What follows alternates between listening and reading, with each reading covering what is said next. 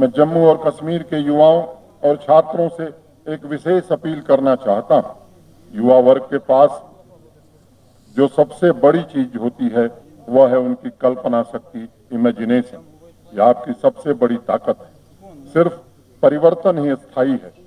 हम अक्सर यह कहावत सुनते हैं और यह एक शाश्वत सत्य भी है, पर मैं मानता हूं कि परिवर्तन की इस उक्ति के साथ एक और भी बड़ा सच है जिसे हम सब स्वीकार करते हैं। वह सच है कि इतिहास में युवा शक्ति ही सबसे बड़े परिवर्तनों की अग्रदूत रही है।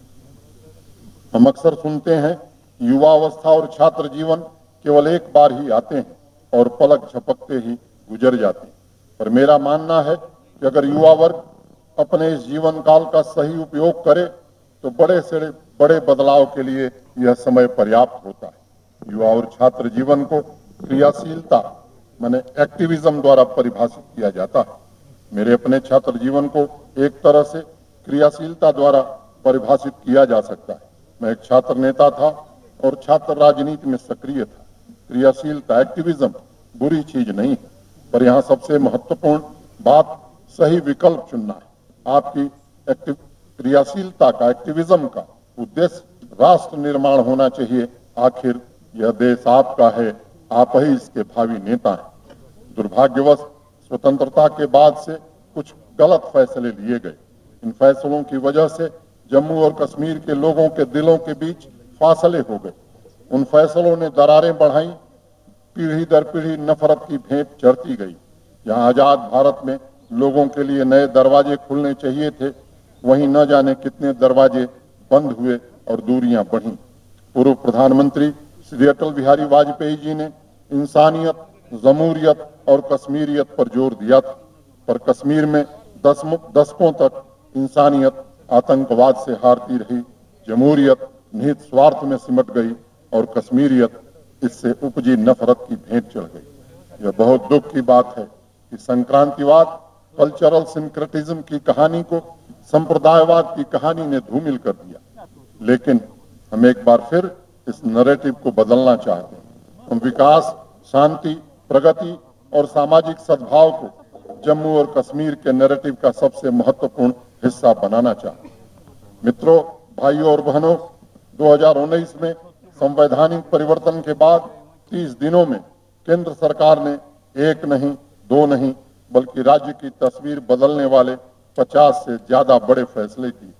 पिछले एक साल में किए गए बदलावों से समानता और विकास स्थापित करने का एक नया दौर शुरू हुआ, एक नया सफर भी शुरू हुआ।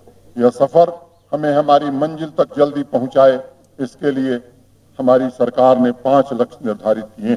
पहला, हम एक न्याय संगत और ईमानदार शासन प्रणाली सुनिश्चित करना चाहते हैं जो कमजोर और हाशिए पर रहने वाले लोगों को सशक्त बनाने के लिए समर्पित होगी।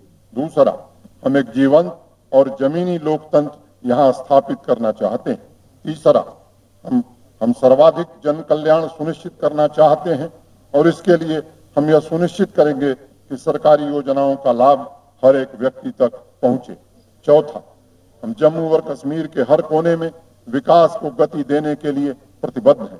पांचवा, आर्थिक विकास, रोजगार और आजीविका को बढ़ाकर और प्रौद्योगिकी का पूरा उपयोग करते हुए जम्मू और कश्मीर को ज्ञान का सशक्त केंद्र बनाना हमारी प्राथमिकता होगी। ये हमारे 5 मार्गदर्शक सूत्र हैं।